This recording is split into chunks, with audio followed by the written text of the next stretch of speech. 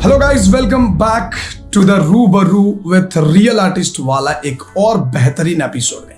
जैसा कि हमारा आप सबों से वादा था और आप सब ने काफी सारे कमेंट्स भी किए थे कि सर कोई ग्राफिक्स डिजाइनर जो कि फ्रीलांस करते हो, जो कि फ्रीलांस से अर्न करते हो, ऐसे कोई आर्टिस्ट से आप रूबरू करवाइए। तो जी हाँ, काफी दिन के बाद हम लेकर आ गए हैं आपके सामने एक ऐसे ही बेहतरीन आर्टिस्ट जिनकी अगर आप जिनके स्टोरी को अगर आप सुनोगे तो आपको काफी मोटिवेशन मिलने वाला है। एंड किस तरीके से एक फ्रीलांसर के तौर पे अपने कोई भी काम के साथ, कोई भी बिजनेस के साथ अगर आपने ग्राफिक्स डिजाइन सीखा है या फिर आपके अंदर वो जुनून है, तो किस तरीके से आप शुरू कर सकते हो अपना फ्रीलांसिंग करियर। और चाहे जो भी बिजनेस हो आपका, किस तरीके से उस बिजनेस के साथ साथ आप अपने इनकम को यानी कि मल्टीप्लाई कर सकते हो। तो आज के इस एपिसोड में हमने बुलाया है एक ग्राफिक डिजाइनर जो कि काफी बेहतरीन ग्राफिक डिजाइनर आप कह सकते हो। काफी बड़े बड़े प्रोजेक्ट्स पे इन्होंने काम भी किया है, इवन गवर्नमेंट तक के प्रोजेक्ट पे काम किया है। तो आज हम मिलवाने वाले हैं आपको उन्हीं से जिनका नाम है आलोक स्वर्णाकर। अब आलोक की जो जर्नी है वो बहुत ही अप्स एंड डाउन वाली जर्नी रही है, लेकिन बहुत ही बिंदास एंड बहुत ही कमाल की जर्नी रही है। तो चलिए मिलते हैं आलोक से। तो आप लोगों के बीच इनवाइट करते हैं आज के गेस्ट और आज के आर्टिस्ट मिस्टर आलोक स्वर्णाकर को। हाय आलोक, कैसे हो? हेलो सर, बढ़िया हूँ सर। और क्या चल रहा है आलोक अभी? अभी तो सर काम चल रहा है, बिजनेस चल रहा है, फ्रीलांसिंग भी चल रही है। ग्रेट। चलिए तो आलोक शुरू करते हैं आज के इस एपिसोड। और इससे पहले कि हम एपिसोड में आगे बढ़े, सबसे पहले आप मेरे को अपने बारे में थोड़ा इंट्रोडक्शन दीजिए। लाइक आप कहाँ से हो एंड आपने बेसिक क्वालिफिकेशन क्या करी है, एंड उसके बाद हम फिर आएंगे कि आपका जो ग्राफिक्स जर्नी रहा था वो कैसा रहा था, उसके बारे में बात करेंगे। तो सबसे पहले जानते हैं आपके बारे में, एक छोटा सा इंट्रोडक्शन आप प्लीज अपने बारे में मुझे दीजिए। जैसे आप सब तो मेरा नाम जानते ही हैं और मेरी क्वालिफिकेशन ये रही है, मैंने स्कूलिंग करी, स्कूलिंग के बाद डिप्लोमा इंजीनियरिंग करी, डिप्लोमा इंजीनियरिंग के बाद मैंने ग्राफिक्स किया, ग्राफिक्स पे डिप्लोमा किया और उसी दौरान मैं जॉब भी कर रहा था। और फिर जॉब करते करते मैंने फ्रीलांसिंग का सोचा और फ्रीलांसिंग स्टार्ट की मैंने, और बाय गॉड वो बहुत अच्छा चला। लोग जान पाए, काम को भी लोगों ने सराहा और बहुत कुछ सीखने को मिला और कभी सीखना बंद नहीं किया, सीखता गया, करता गया।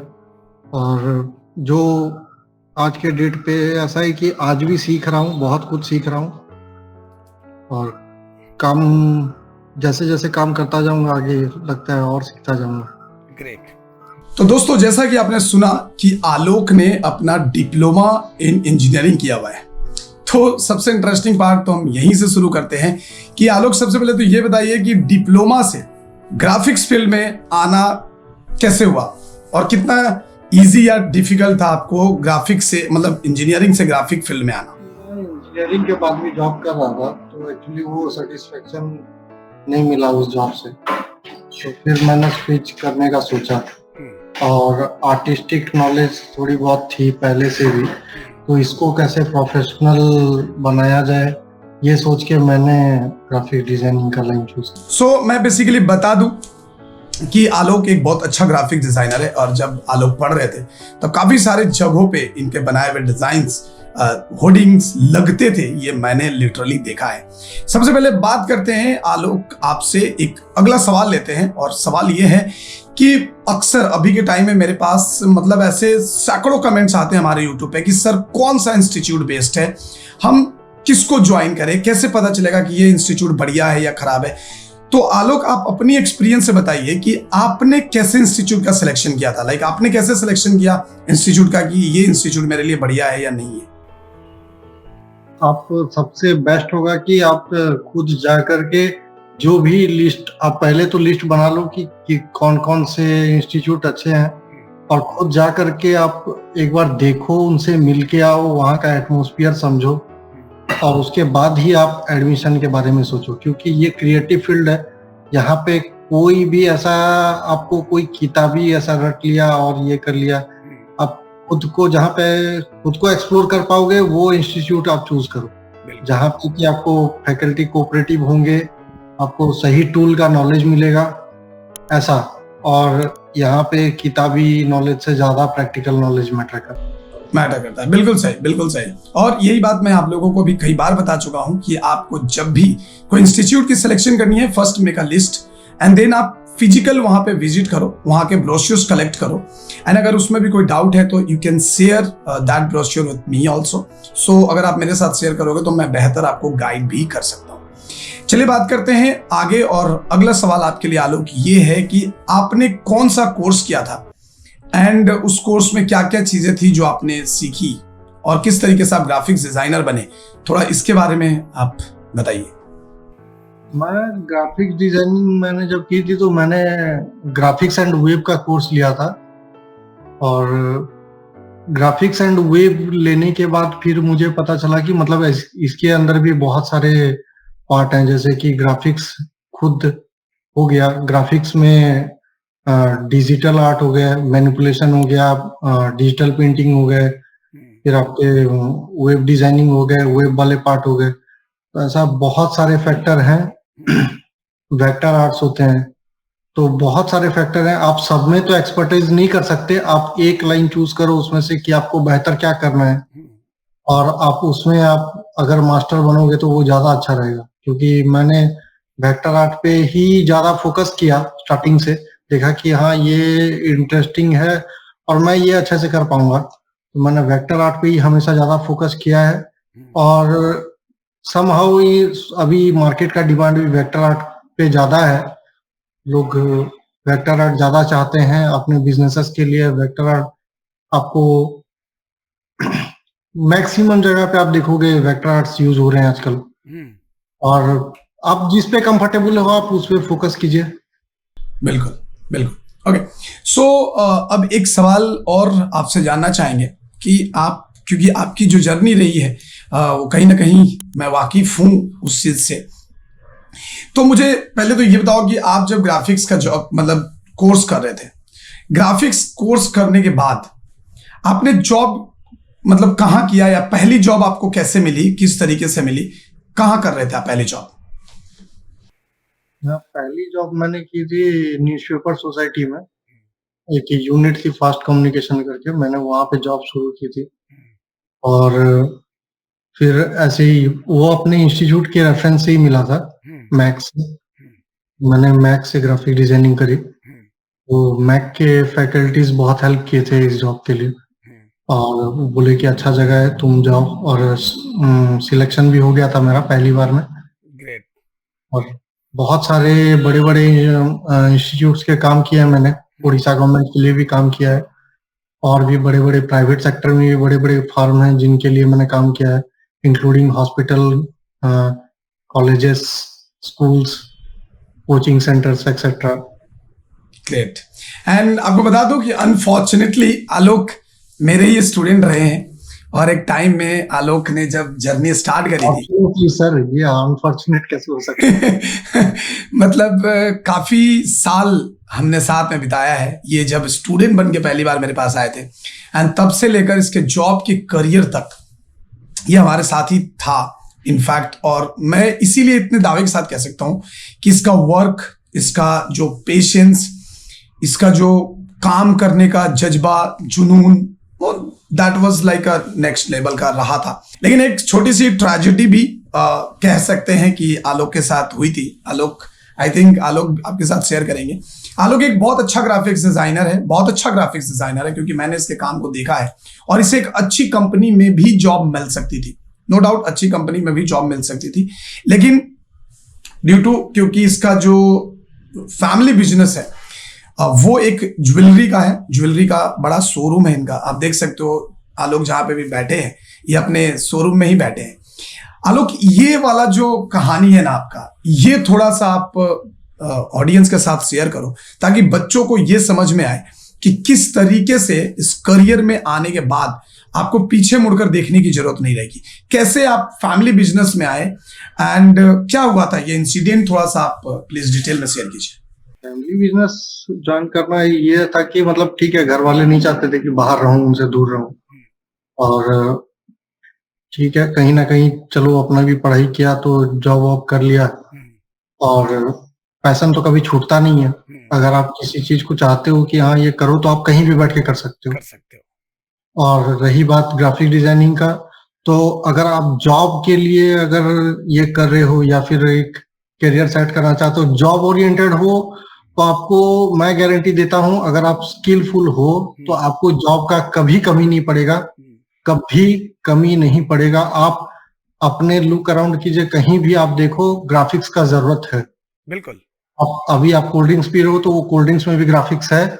आप कहीं पे बैठे हो तो उसमें भी जो ब्रांडिंग हो रखी है, इवन हम जो लैपटॉप में बैठ के काम कर रहे हैं उसकी भी ब्रांडिंग होती है, एडवर्टाइजमेंट होते हैं, सब कुछ होता है, सब कुछ ग्राफिक्स ही होता है। बिल्कुल। तो ग्राफिक्स का ये नेवर एंडिंग, मतलब नेवर एंडिंग मार्केट है, कभी ये खत्म नहीं होगा।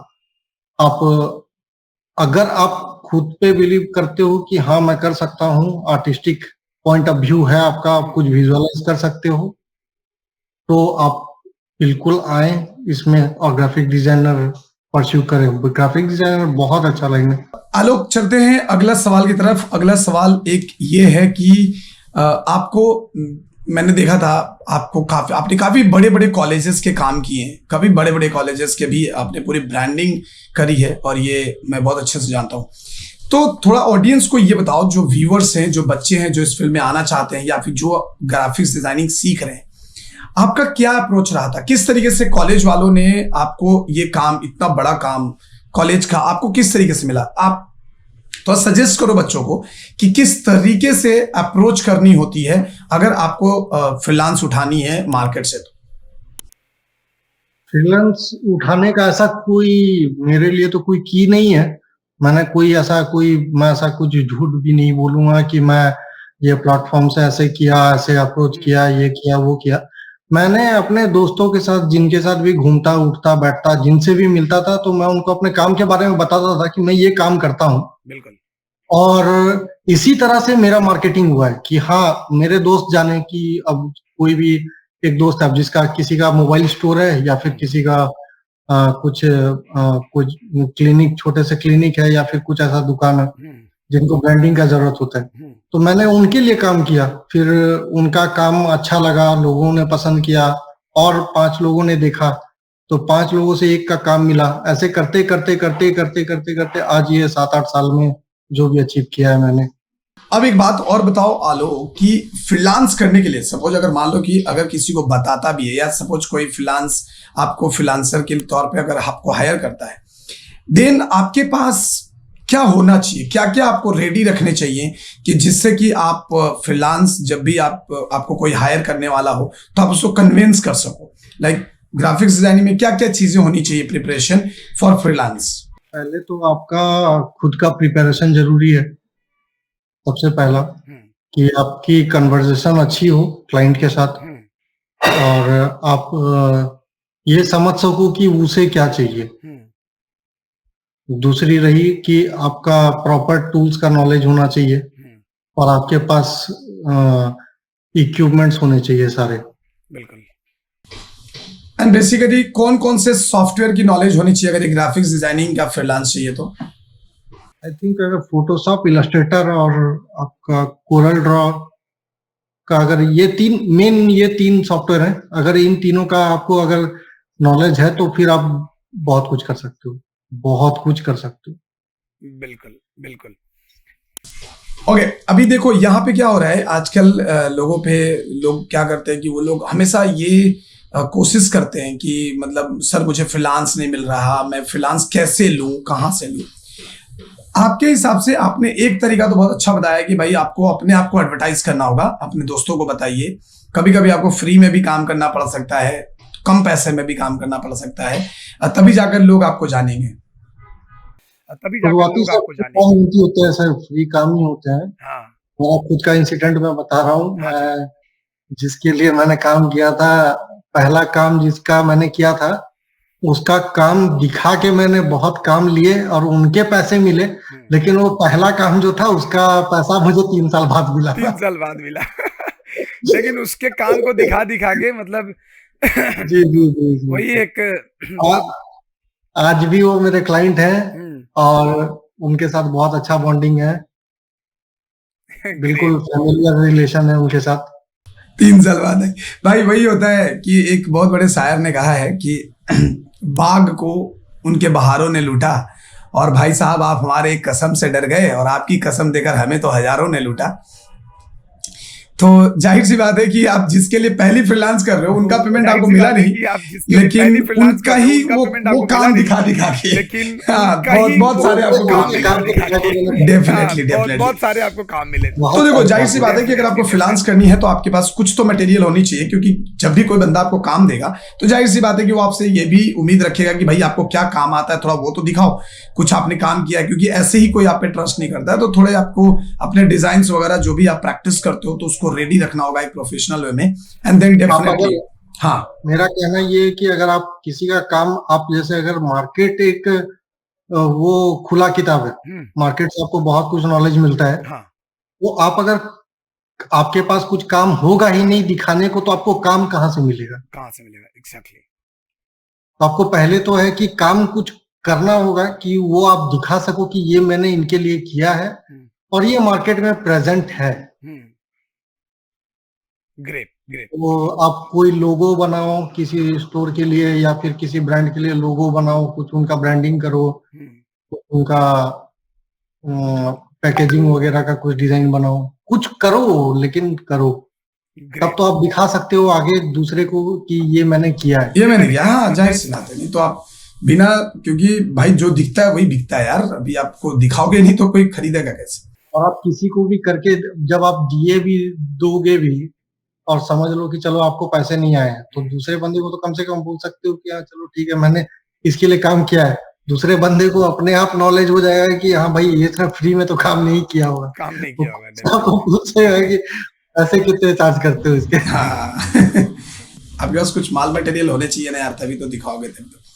अच्छा एक चीज आलोक, बहुत बार ना मेरे को मैंने देखा है यूट्यूब में बहुत सारे ऐसे ज्ञानी लोग हैं जो लोग दिन रात मतलब ज्ञान दिए देते थकते ही नहीं है। वो लोग उन लोगों का कहना है कि यार इंस्टीट्यूट वगैरह ज्वाइन नहीं करना चाहिए आपको, इंस्टीट्यूट वगैरह कुछ सिखाएंगे नहीं, खाली आपसे पैसे आपको लूट लेते हैं, आप मेरे पास आ जाओ मैं आपको सिखाऊंगा। ये नारा आजकल यूट्यूब में बहुत लोग लगा रहे हैं, हालांकि उन्होंने खुद भी कहीं ना कहीं से सीखा ही होगा किसी इंस्टीट्यूट से ही।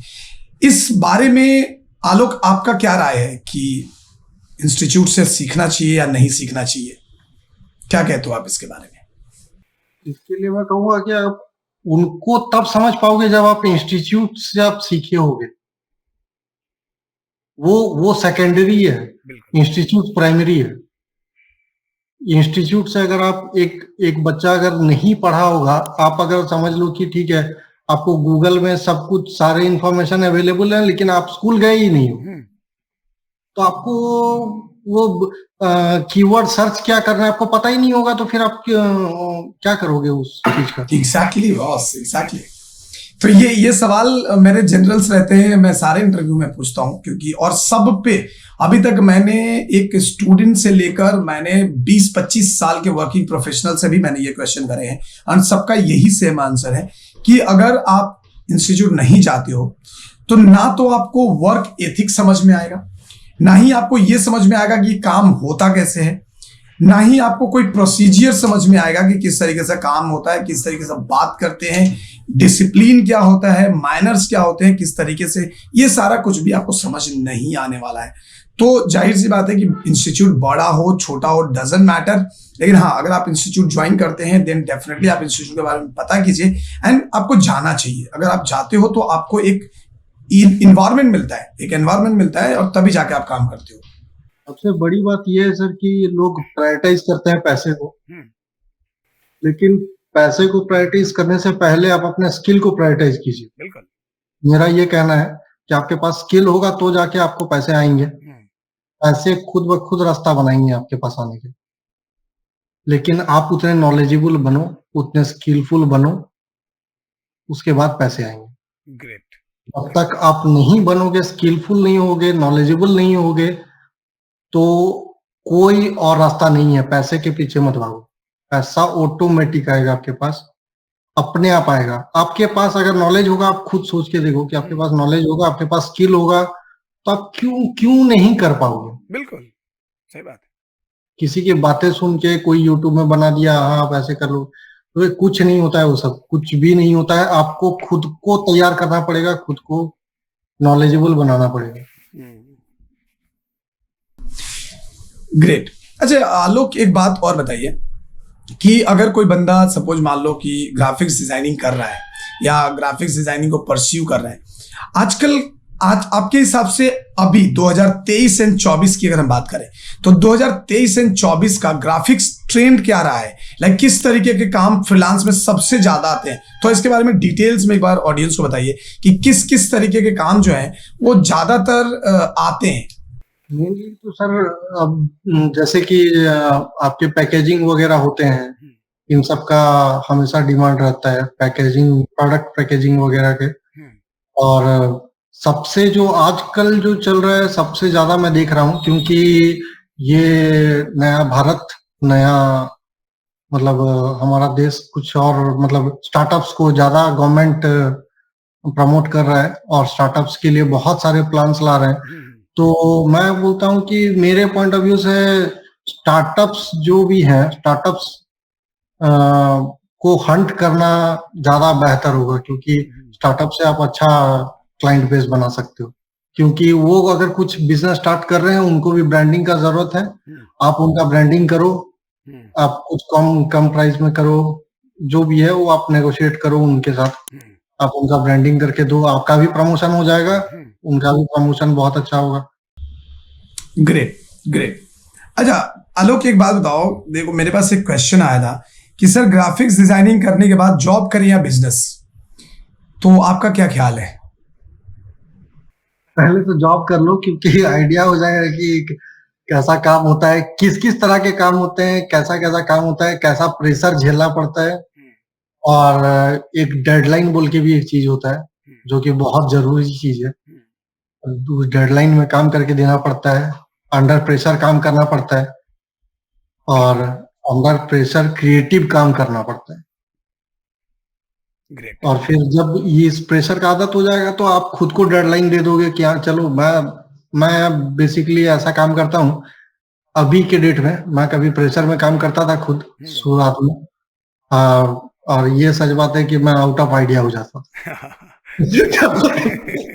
तो अभी ऐसा है कि मैं एक बार अपने पीसी को, लैपटॉप को फुल चार्ज करके बैठता हूँ और चार्ज खत्म होने तक मैं सारा काम खत्म करूं, ये टारगेट लेके चलता हूँ। ग्रेट। इस टाइप से काम nice one, amazing, sounds good, great. तो बेसिकली आपको अगर बिजनेस करनी है तो उसके पहले आपको जॉब करनी चाहिए, जाहिर सी बात है, क्योंकि उसमें आपको समझ में आ जाएगा जैसे क्लाइंट कैसा डिमांड करते हैं, काम कैसा आता है, बहुत सारी चीजें आपको समझ में आ जाएंगी।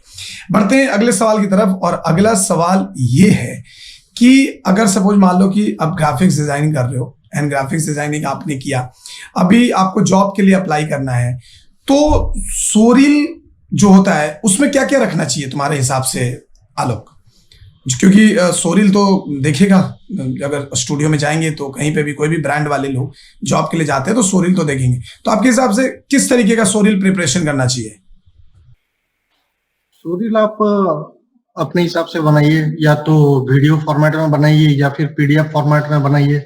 लेकिन मैं बोलता हूँ कि जो बेहतर हो सके, जो बेहतर आपका पॉइंट ऑफ व्यू समझा पाए, क्लाइंट हो चाहे वो आप कहीं पे जॉब ढूंढने जा रहे हो, उसको वो एक्चुअली मतलब सोरील काइंड ऑफ आपका मिरर है, वो आपको ही दिखाएगा कि आप कैसे हो। बिल्कुल। तो वो डिपेंड करता है कि आपका सोरील, वो कोई मैटर नहीं करता है कि वीडियो हो या पीडीएफ हो या फिर कुछ भी, लेकिन जो बनाते हो आप उसको अच्छे से रिप्रेजेंट करो। बिल्कुल। हाँ, मतलब डिजाइन को सिर्फ ऐसे नहीं छोड़ना है, उसकी प्रेजेंटेशन भी आपको बनाने चाहिए, लाइक एकदम बेहतर तरीके से उसका प्रेजेंटेशन बनाओ and definitely it will work. So और उसमें जो भी ट्रेंडिंग चीजें चल रही हैं वो सारी चीजें, जैसे social media design, infographics, vector arts, ये सारी चीजें आप ऐड कर सकते हो। एंड अभी की अगर मैं ट्रेंड की बात करूं तो अभी ज्यादातर जो ब्रांड्स है ना, वो ज्यादातर आपको वीडियो फॉर्मेट में सोरील प्रेफर करेंगे, क्योंकि वो लोग क्या होता है कि पीडीएफ में बहुत बार ना टाइम नहीं मिलता उनको इतना देखने का, है ना, राइट आलोक? क्योंकि वो लोग एक एक करके देखेंगे नहीं, तो ज्यादातर वीडियो क्या होता है कॉम्पैक्ट बनाइए, ज्यादा नहीं कि ऐसा नहीं कि 4-5 मिनट का डाल दो, 1 से 1.5 मिनट का ही होना चाहिए, उसमें बेहतर जो बेस्ट टू बेस्ट काम आप डाल दो, आपका काम आराम से वो सेलेक्ट हो जाएगा, उसमें कोई प्रॉब्लम नहीं है। ओके, बढ़ते एक और शानदार सवाल की तरफ। बहुत सारे बच्चे बोलते भी हैं कि सर ग्राफिक्स डिजाइनिंग या एनिमेशन वीएफएक्स का गवर्नमेंट जॉब मिलता है क्या? ये एक क्वेश्चन है कि गवर्नमेंट जॉब मिलता है क्या। तो मैं आलोक आपसे पूछना चाहूंगा, बिकॉज आपने बहुत सारे गवर्नमेंट्स के प्रोजेक्ट पे को भी फ्रीलांस किया है, उन पे भी किया है। सबसे पहले तो ये बताओ आलोक कि आपको पहला गवर्नमेंट फ्रीलांस प्रोजेक्ट कैसे मिला और वो किसका मिला था? मुझे गवर्नमेंट सबसे पहला गवर्नमेंट फ्रीलांस प्रोजेक्ट मिला था इलेक्शन कमीशन का। तो इलेक्शन कमीशन का एक्चुअली मतलब ऐसे फैमिली थ्रू से पहचान हो करके उनसे काम मिला था। ओके। और दूसरा फिर एनटीपीसी का काम किया मैंने। National thermal power. जी। ग्रेट। और आपके गवर्नमेंट में और हाँ पावर ग्रिड का काम किया मैंने। क्या है वो, तो इसमें क्या काम करने के लिए बोला गया था आपको? ये खास करके एनटीपीसी वाला में जो आपने काम किया था, क्या करने बोला गया था? मतलब आप क्या करते थे इनके लिए? उनका साइनेज का काम ही किया था मैंने। मतलब लेकिन basically वो साइनेज की बात, वो उनका एक्चुअली साइनेज का वो डिजाइनिंग पार्ट का ही बात हुआ था कि मैं ऐसा ऐसा डिजाइन, तो उन्होंने कंप्लीट वो इंस्टॉलेशन वगैरह वो कंप्लीट प्रिपरेशन ही मुझे दे दिया कि वो ऑल इन ऑल आप ही देखो फिर। ग्रेट, बहुत खूब, बहुत खूब। चलो एक और शानदार सा सवाल हम करते हैं आलोक से। आलोक, आपने जब जॉब ज्वाइन किया, आपकी पहली जॉब में आपकी कितनी सैलरी थी? लाइक मतलब आपको कितना मिलता जब पहला जॉब आपने ज्वाइन किया था? एंड आई थिंक आपने पहला जॉब ज्वाइन किया था जब आप पढ़ रहे थे, मतलब आप साथ ही साथ ग्राफिक्स भी सीख रहे थे, सीख भी रहे थे, और आप शायद साथ ही साथ आप जॉब भी कर रहे थे। तो किस तरीके का सैलरी रहता है अगर कोई बंदा अगर ज्वाइन करता है एज अ फ्रेशर? तो आज के टाइम में स्टार्टिंग सैलरी क्या होती है? अभी का तो मुझे नॉलेज नहीं है जॉब का क्या सैलरी वगैरह है। एग्जैक्टली। मैं 2016 में मैंने जॉब ज्वाइन किया था। 2016 में ज्वाइन किया था, तब मेरा सैलरी था 11,000 पर मंथ। 11,000, यानी कि दोस्तों 7 साल ऑलमोस्ट 7-8 साल पहले जब इसने ज्वाइन किया था और साथ में पढ़ भी रहा था लोग, तो उस वक्त इसकी जो सैलरी थी वो थी 11,000 पर मंथ, और जो कि एक अच्छी सैलरी है। मतलब आपको आप कह सकते हो कि बहुत अच्छा सैलरी है। 2016 में 11,000 रुपए मिलना आज से 7-8 साल पहले, और वो भी साथ में पढ़ाई करते करते, तो एक बहुत अच्छा अमाउंट है ये। और इस तरीके से भी अगर आप स्टार्ट करते हैं, और मैं बता दूं अभी का, अगर as a graphics designer join करते हैं, अगर कोई बढ़िया कंपनी में ज्वाइन करते हैं, तो आपको 25 से लेकर 40 के बीच में आपकी स्टार्टिंग सैलरी होगी on the basis of your work. और अगर आप लोकल कोई भी ब्रांड या स्टूडियो ज्वाइन करते हो, जैसे आप जिस शहर में रहते हो वहां पे, तो वहां पे भी जो सैलरी है वो तकरीबन 15,000 से 25,000 के बीच में आपको मिल जाएगी। सो बेसिकली हम लोग अब धीरे धीरे अपने इस इंटरव्यू के आखिरी पड़ाव की तरफ बढ़ रहे हैं, लेकिन सबसे इंटरेस्टिंग सवाल अभी जो है वो बाकी है। सबसे पहले एक क्वेश्चन और है आलोक की। सबसे पहले तो मुझे ये बताओ कि आपका सबसे पहला फ्रीलांस आपको कितने रुपए की मिली थी? 3,500 रुपीज का मिला उसे। सबसे पहला फ्रीलांस आपका 3,500 रुपीज का था। क्या था वो, क्या करना था उसमें? लोगो डिजाइन कर रहे थे, 2 लोगो डिजाइन कर रहे थे। ओके, सो 2 लोगो डिजाइन, तकरीबन 2016 की बात है ये, राइट? 2016 में, मतलब 2016 की बात है, 2016 में 2 लोगो डिजाइन करने थे एंड उसके 3,500 रुपए आलोक को मिले थे। लेकिन अब आप जान के हैरान हो जाएंगे कि अगर मैं बात करूं अभी आलोक की लाइक जो अभी तक का फ्रीलांस जर्नी की, काफी बढ़िया रहा है, जो क्योंकि मेरे बहुत टच में हमेशा से रहा है ये।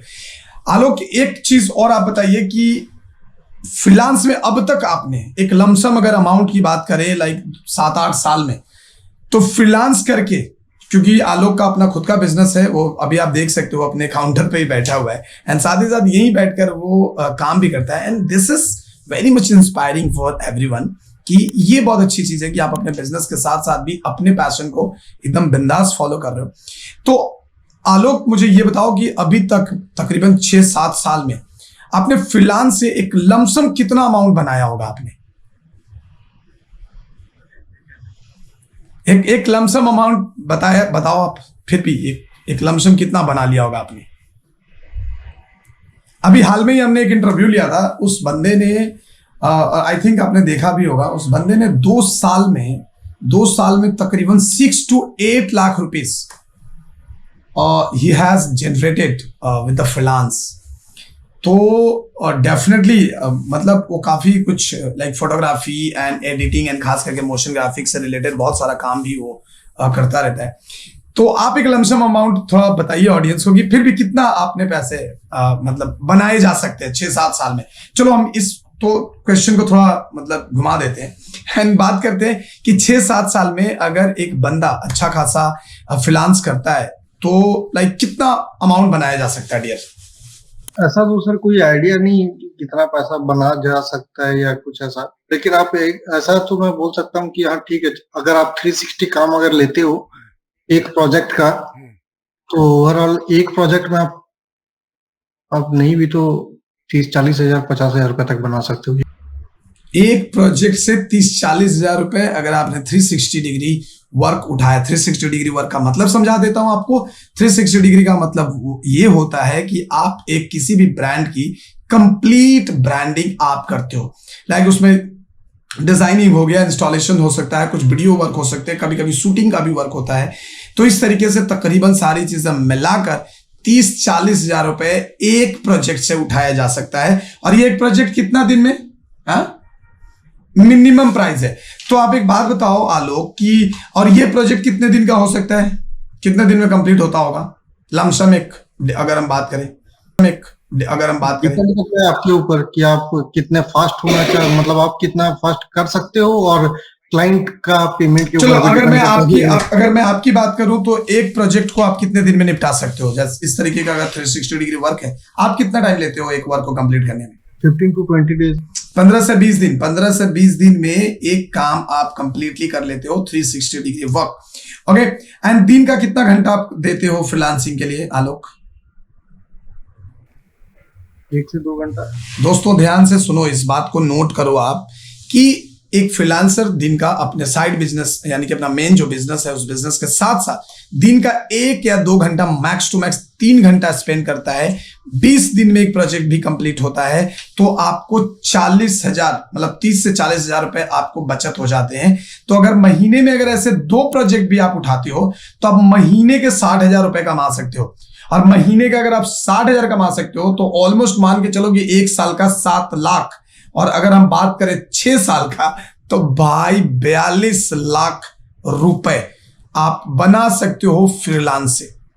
ठीक है, 42 लाख रुपए आप फ्रीलांस से बना सकते हो। ये आप बात दिमाग में डाल लो कि एक ग्राफिक्स डिजाइन एक ऐसा एरिया है, एक ऐसा जोनर है जिसमें अगर आपने अपने आप को अच्छे से ट्रेन किया, अगर आपने अच्छे से सॉफ्टवेयर कमांड किया है तो जाहिर सी बात है कि एक अच्छा खासा अमाउंट बना सकते हो। और ये मैं खुद से नहीं बोल रहा हूं, क्योंकि ये आलोक का एक्सपीरियंस रहा है तो आलोक ने आपको एक आइडिया दे दिया है कि किस तरीके से एक प्रोजेक्ट को अगर आप कंप्लीट करते हो तो कितना पैसे बनाए जा सकते हैं तकरीबन। ठीक है, तो ये बहुत ही शानदार सा चीज हो सकता है और आपके करियर को एक अलग लेवल पे बूस्ट कर सकता है। ऐसा भी है सर कि आप जैसे कि अगर क्या होता है कि मैं मतलब ज्यादा प्रेशर में अभी नहीं रहता, मतलब अपने इधर फुल टाइम फैमिली बिजनेस में हूँ, तो फ्रीलांसिंग मैं मतलब मेरे जो भी हैं बाहर के, अब मैं प्रोजेक्ट्स नहीं लेता उतना।